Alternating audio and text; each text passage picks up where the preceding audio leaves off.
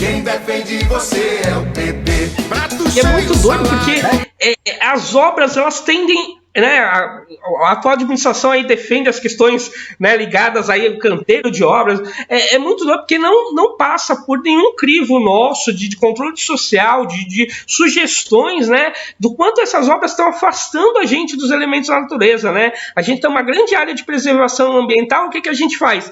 A gente pega os nossos córregos e rios e tampa eles, né? E está solucionado. Aí qualquer chuva que faz, a poucos metros dali tem pontos de alagamento praticamente permanentes, e não se associa esse ponto de alagamento à vazão da água, que é natural, que já passa ali, sempre passou, e agora o rio foi tampado. E além de tudo, as pessoas perdem esse contato de rotina diário que deveriam ter com o rio, com as matas, com as florestas, né? A gente vê aí obras, por exemplo, né? A gente outro dia estava num grupo conversando sobre a questão de moradia, né? Então você pega as grandes obras de moradia, isso, né?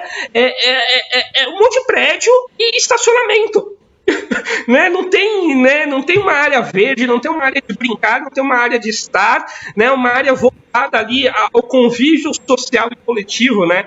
Isso não é estimulado, isso é substituído por uma lógica de carro, né? Você abre mão disso para estacionar um carro, né? Com mais e mais concreto, como se também não houvesse outros materiais que pudessem ser concebidos esses espaços, né?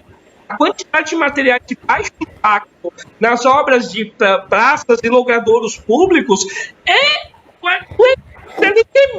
inexistente, né? Você não tem um pensamento de utilizar um material de renovável ou de menor impacto possível.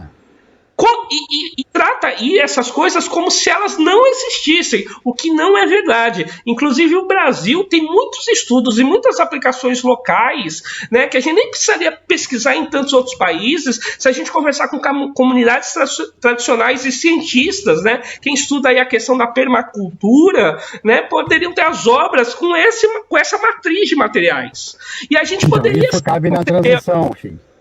Né? A gente poderia conceber espaços públicos e coletivos, por exemplo, como são as praças, elas poderiam ser sombreadas, poderiam ser com menor custo, inclusive para nós, né? E com uma maior presença ali dos elementos da natureza, né? É uma pena não colocar isso nem para discussão, né? Porque ninguém nem questiona isso, né? Vamos fazer e pronto, né?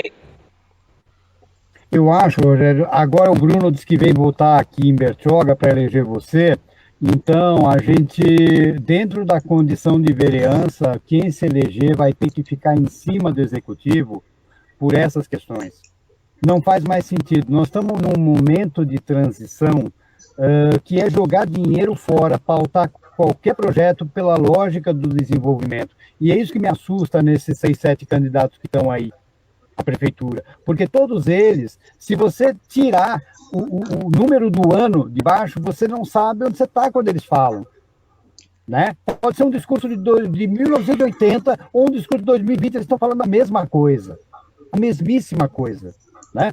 E essa linguagem que você está trazendo, por exemplo, de buscar alternativas de permacultura, saídas de agroecologia e tudo mais, tem que caber dentro de um olhar de transição para outro modelo de desenvolvimento. Essa que é a questão. A começar pela permeabilidade do solo, que no nosso caso é fundamental. Nós estamos com o mar subindo, chuva caindo mais forte, sabe? Qual é a nossa? Quando a gente fala da alienação, é isso, né? O asfalto, simbolicamente, ainda é símbolo de progresso, o que é lamentável. Gente, a gente está no nível do mar. Asfalto é a pior coisa. É o pior material que você poderia utilizar no solo, é asfalto, né? Você tem N outros tipos de materiais, dos bloquetes sextavados, de um monte de materiais. E se você pegar os bairros nobres, você vai perceber que lá não tem asfalto, né? O que é muito curioso, né? Aos ricos, aos turistas, você não põe asfalto, né? Agora, na ilusão do avanço dos bairros periféricos, é isso. É você colocar a política do asfalto, a política do concreto, a política do bloco, quando, na verdade, esses materiais são os mais impactantes, né? E a população Ela acaba muitas vezes pedindo isso porque, infelizmente, ela está alienada pelos processos que nós já citamos, né? Impactadas aí pelos pontos de vista aí da mídia, dos influenciadores e das grandes empresas, né? O que é uma pena, né? Porque a gente queria poder optar se aqui na minha rua, né? Eu hoje moro na Avenida Anchieta, que é uma das principais avenidas da cidade. Em momento nenhum, no momento da duplicação, perguntou se asfalto era a melhor coisa. Foi lá e simplesmente pôs 5 metros de asfalto na duplicação da via, né? Nem se questionou a possibilidade, o que é lamentável, né? Você sabe que nós temos a figura política em Bertioga do influenciador de bairro, né?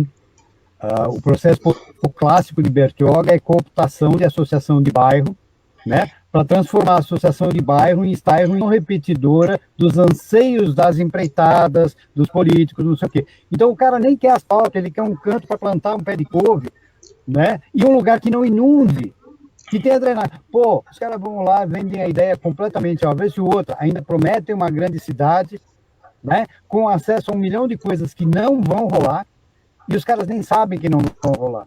Tá? Então, o nosso problema central é de educação desses políticos. E isso é uma bucha que não tem tamanho, porque nós estamos falando de algo que vai além da institucionalidade. Vide as ocupações irregulares que uns chamam de invasão. Né? Quer dizer, isso, se você olhar pelo prisma da crise climática, isso é criminoso ao extremo, não é só o impacto ambiental ali do desmatamento.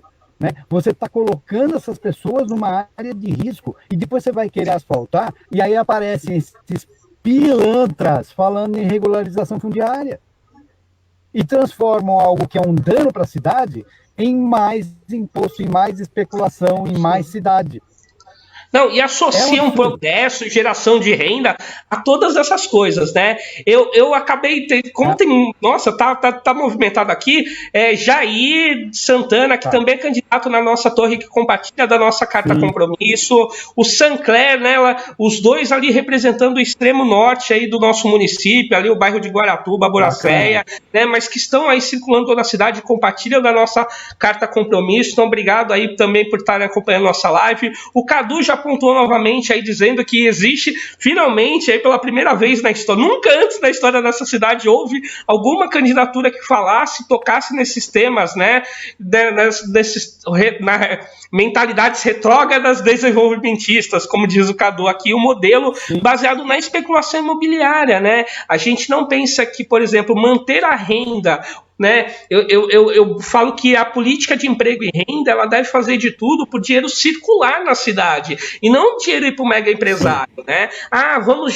Vamos abrir um shopping, uma marina. Cara, o dinheiro, o grosso do dinheiro, que é o lucro, vai para o dono desses locais. A gente não quer gerar emprego para todo mundo só viver com salário, porque o salário, na verdade, você tira recurso da cidade. O que tem que ficar e circular por aqui é o lucro dessas operações todas. O dinheiro tem que permanecer porque é o esforço humano, né? O esforço do trabalho tem que ficar o máximo de tempo possível dentro daquela sociedade, né? Até parar numa grande corporação ou num banco, enfim, né? E a gente esquece disso. Então não é para vir um shopping para o dono do shopping ficar com o dinheiro, é para os empresários, para os comerciantes, para os pequenos negociantes locais abrirem esses espaços e manterem, né, o dinheiro, o lucro para ficar aqui, porque aí sim, quando vier o turismo ou os nossos próprios gastos, eles circularem aqui, né?